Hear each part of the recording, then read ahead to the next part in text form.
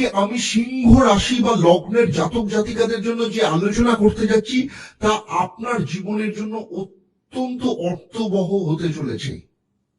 আপনাদের জীবনে খুব বড় পরিবর্তন আসতে চলেছে। আপনাদের জীবনে গোল্ডেন পিরিয়ড আসতে চলেছে। এই গোল্ডেন পিরিয়ড কবে এবং কিভাবে এবং কোন কোন ক্ষেত্রে আপনাদের জীবনে আসতে চলেছে তা নিয়ে এখানে আমি ডিটেলস আপনাদের সাথে আলোচনা করব। তাই এই ভিডিওটা খুব মন দিয়ে দেখবেন। সেই দেবতাদের গুরু দেবগুরু বৃহস্পতি 12 বছর বাদে 1 মে 2024 বৃষ রাশি অর্থাৎ আপনাদের দশম স্থান বা কর্মস্থানে প্রবেশ করতে চলেছে। সেই সাথে বৃহস্পতির পঞ্চম দৃষ্টি কন্যা রাশি অর্থাৎ আপনাদের দ্বিতীয় স্থান বা অর্থভাবের উপর পড়বে। তেমনি বৃহস্পতির সপ্তম দৃষ্টি আপনাদের চতুর্থ ভাব এবং বৃহস্পতির নবম দৃষ্টি মকর রাশি অর্থাৎ আপনাদের ষষ্ঠ ভাবের উপর পড়তে চলেছে। ফলে বৃহস্পতির এই রাশি পরিবর্তন এবং দ্বিতীয় চতুর্থ ষষ্ঠ ভাবের উপর তার দৃষ্টি সিংহ রাশি বা লগ্নের জাতক জাতিকাদের জীবনে গোল্ডেন পিরিয়ড আনতে চলেছে। আজ আপনারা জানতে পারবেন এই গোল্ডেন পিরিয়ড আপনাদের জীবনে কবে, কিভাবে এবং কোন কোন সেক্টর আসতে চলেছে। তাই সবার আগে আপনাকে জানতে হবে জ্যোতিষ শাস্ত্রে বৃহস্পতির ভূমিকা কি। বৃহস্পতিকে একদিকে যেমন দেবতাদের গুরু হিসেবে মানা হয়, তেমনি বৃহস্পতির কাছে সব থেকে বেশি রেসপন্সিবিলিটিস বা কারক তত্ত্ব রয়েছে। সন্তান, অর্থ, ভাগ্য, পিতা, জ্ঞান, আধ্যাত্মিকতা, বিদ্যা শিক্ষা, উচ্চ শিক্ষা, এই সমস্ত কিছুর কারক গ্রহ হলো দেবগুরু বৃহস্পতি। আমার এই আলোচনা আপনার রাশি বা লগ্নের উপর ভিত্তি করে। বৃহস্পতি সিংহ রাশি বা লগ্ন সাপেক্ষে যেহেতু দশম ভাব বা কর্মস্থানে অবস্থান করবে, সুতরাং দশম স্থান মানে হচ্ছে কেরিয়ার, পদোন্নতি, স্থায়িত্ব, নাম, ক্ষমতা, যশ সমস্ত কিছুকে কিন্তু নির্দেশ করে। যখনই বৃহস্পতি আপনার দশম স্থানে প্রবেশ করবে প্রথমেই আপনার ম্যানেজমেন্টকে ঠিক করবে, কারণ বৃহস্পতির জন্য আপনার ম্যানেজমেন্ট ভীষণ ভালো হয়ে যাবে। ফলে আপনি যদি আপনার প্রফেশনে ম্যানেজারিয়াল টিম কিংবা টিম লিডার অথবা বস বা ম্যানেজমেন্ট টিমে রয়েছেন, এই সমস্ত ক্ষেত্রে আপনার প্রোফাইল অত্যন্ত ভালো হয়ে যাবে। আপনার কাজের ক্ষেত্রে বেটারমেন্ট নিয়ে আসবে, কারণ বৃহস্পতি সিংহ রাশি বা লগ্নের কারক গ্রহ। সিংহ রাশি হিসেবে পঞ্চম স্থান অর্থাৎ ধনু রাশির অধিপতি। ফলে পঞ্চম স্থানের অধিপতি হিসেবে দশম স্থানে বা দশম ভাবে প্রবেশ করবে। ফলে আপনার কেরিয়ারের ক্ষেত্রে গোল্ডেন পিরিয়ড নিয়ে আসতে চলেছে। সেই সাথে পরিবর্তনকেও নিয়ে আসবে, কারণ সেই সাথে বৃহস্পতি মীন রাশি অর্থাৎ অষ্টম ভাবের অধিপতি। পাশাপাশি যেহেতু চতুর্থ স্থানে দৃষ্টি দেবে, তাই কর্মক্ষেত্রে আপনার সুখ সুবিধা স্থায়িত্বকে বৃদ্ধি করবে। সেই সাথে কর্মের দিক থেকে আপনি সুখ অনুভব করবেন। এর পাশাপাশি বৃহস্পতি banking sector, communication sector, counselling profession, education বা টিচিং প্রফেশন, এই সমস্ত ক্ষেত্রে বৃহস্পতি আপনার নাম, যশ, প্রভাব, প্রতিপত্তিকে বৃদ্ধি করবে। সেই সাথে যাদের চাকরি নেই বা চাকরির জন্য প্রচুর চেষ্টা করছেন কিন্তু কিছুতেই চাকরি হচ্ছে না, 1 মে 2024 পর যখন বৃহস্পতি কর্মস্থানে প্রবেশ করবে তখন চাকরি পাওয়ার যোগ তৈরি হবে।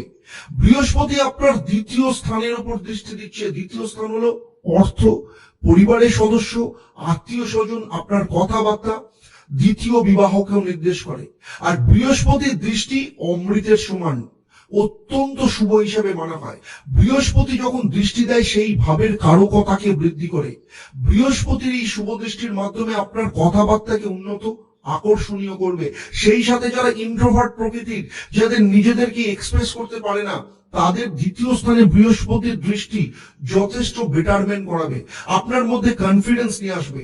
দ্বিতীয় স্থান যেহেতু অর্থ স্থানকে নির্দেশ করে, তাই আপনার আর্থিক ক্ষেত্রে প্রচুর উন্নতি নিয়ে আসবে, তেমনি আপনার ব্যাংক ব্যালেন্স বৃদ্ধি করাবে।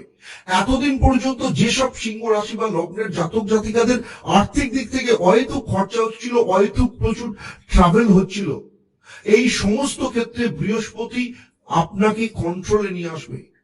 যেসব সিংহ রাশি বা লগ্নের জাতক জাতিকারা ফ্যামিলি প্ল্যানিং করছিল কিন্তু সফলতা আসছিল না, দ্বিতীয় স্থানে বৃহস্পতি সন্তান কারক গ্রহ বৃহস্পতির দৃষ্টি এখানে সেই সফলতা নিয়ে আসবে, কারণ দ্বিতীয় স্থান পরিবারের সদস্য এবং বৃদ্ধিকে নির্দেশ করে। তাই সন্তান হওয়ার মধ্য দিয়ে পরিবারের সদস্য বৃদ্ধিকে ইঙ্গিত করে, সেই সাথে পারিবারিক দিক থেকে খুশিকে নিয়ে আসবে। যাদের বিবাহযোগ্য পুত্র সন্তান আছে তাদের বিবাহকেও নির্দেশ করবে বৃহস্পতির এই দ্বিতীয় স্থানের দৃষ্টি, কারণ আপনার সন্তানের বিয়ের মাধ্যমে পুত্রবধূ বাড়িতে আসার মধ্য দিয়ে পরিবারের সদস্য সংখ্যা বৃদ্ধিকেও নির্দেশ করে। সেই সাথে আপনাদের পরিবারের কোন সদস্যের কেরিয়ারের গ্রোথ বা আর্থিক উন্নতিকেও নির্দেশ করবে। এর পাশাপাশি যাদের প্রথম বিয়ে সমস্যার মধ্যে চলেছে, প্রথম বিয়ে ভেঙে গেছে, তাদের ক্ষেত্রে দ্বিতীয় বিয়েকেও নিয়ে আসবে বৃহস্পতি। বৃহস্পতির সপ্তম দৃষ্টি বৃশ্চিক রাশি অর্থাৎ চতুর্থ ভাবের উপর পড়বে।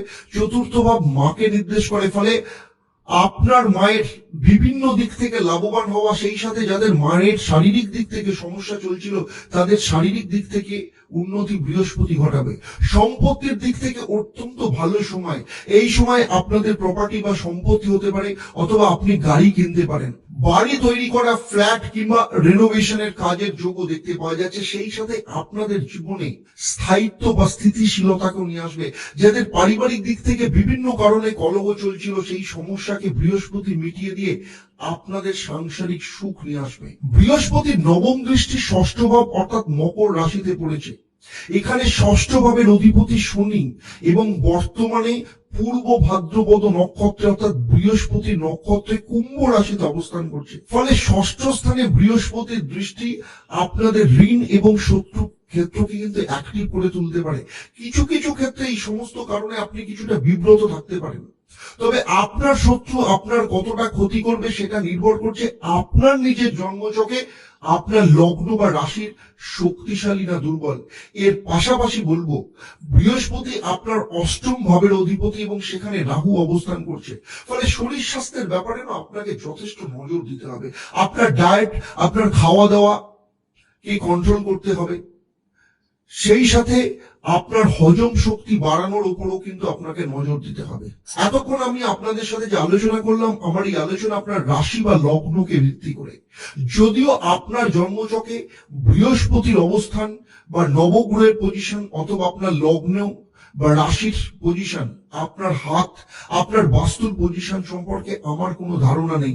যদি থাকতো তাহলে এই ভিডিওতে আপনার সম্পর্কে পার্সোনাল প্রেডিকশন করতে পারতাম, যেটা আপনার গোল্ডেন পিরিয়ড আসা নিয়ে আরো নিখুঁত প্রেডিকশন হতো। সিংহ রাশি বা লগ্ন নিয়ে আমার এই আলোচনা আপনাদের কেমন লাগলো অবশ্যই আমাকে কমেন্ট করে জানাবেন। যদি ভালো লাগে তাহলে অবশ্যই অন্যদের শেয়ার করবেন।